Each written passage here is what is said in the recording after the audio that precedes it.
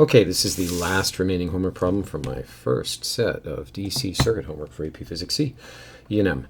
And this one's a little different than the other ones. In this problem, you have some circuit elements that are not hooked up, and you have to decide how exactly to connect them to get the specifications correct. So I have a radio and a clock, and the first thing I'm going to say is there's a mistake in this diagram. I apologize for that.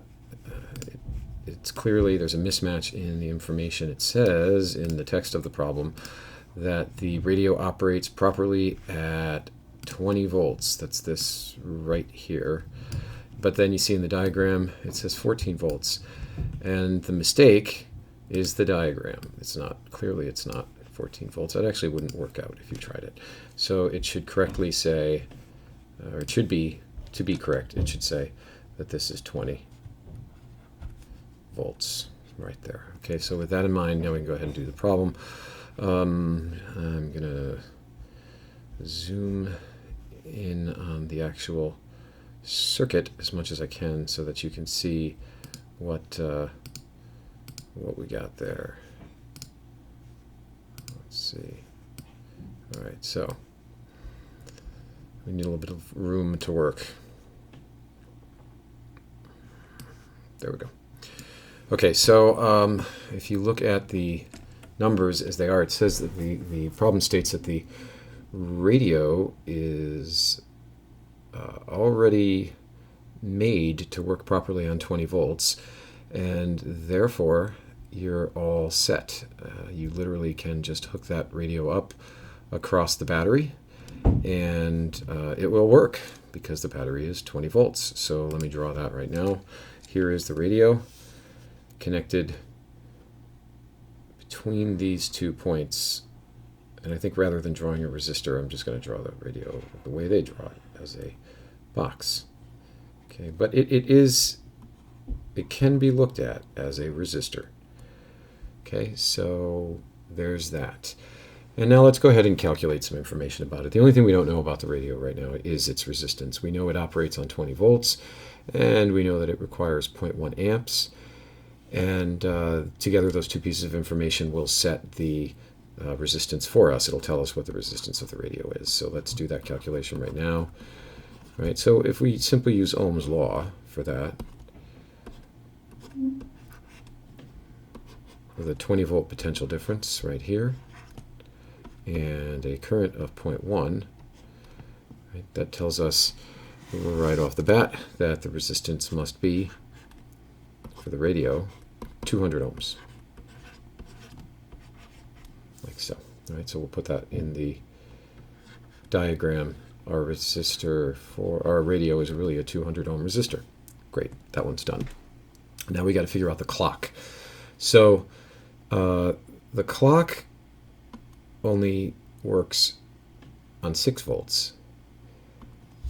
So I'm going to make an assumption for a minute that it's going to have to go over here. So there it is. Right? But you know what? I can't connect this wire directly to this point here because then there'll be 20 volts across the clock. And it can't do that. So what I need to do is I need to place a resistor before the clock or after, somewhere in the branch that the clock is in. And so there it is. There's my resistor. And again, I stress this resistor can be either here where I've drawn it, or it could end up being down here as well. It doesn't matter where I put it, as long as it's somewhere in this right branch of the circuit.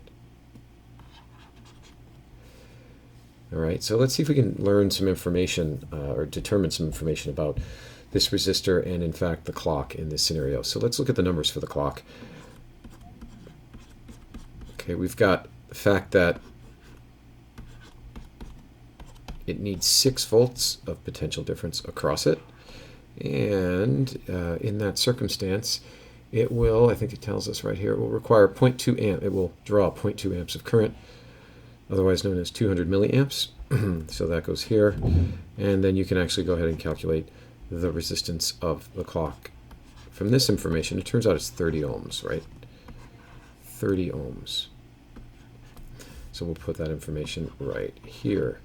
So now, what does that tell us about the resistor up here, which I'm just going to label as R, which is sometimes referred to as a buffer resistor, and there are other terms for it as well. But the purpose of this resistor is to drop some of the voltage, to get rid of some of the 20 volt potential difference that exists between here and here, these 2 points, so that the clock is only left with 6 of those 20 volts.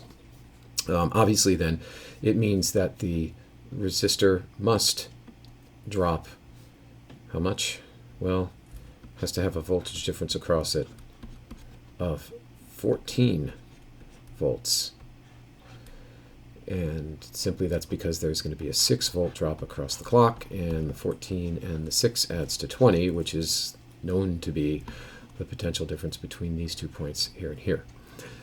So then, if I do the math for the resistor over here, so we'll just say RES, plugging it in as we have done before to Ohm's law, this is 14 volts, and current through that resistor, well, it's also going to be 0.2 amps because it's in the same branch as the clock, right? So whatever current I have in the clock, I will have through the resistor. There's the current I, and we know that to be 0.2 amps, and so then the only thing I'm left with is the R in the equation. And so if I do that math, I quickly divide 14 by 0.2, I find out that R is 70.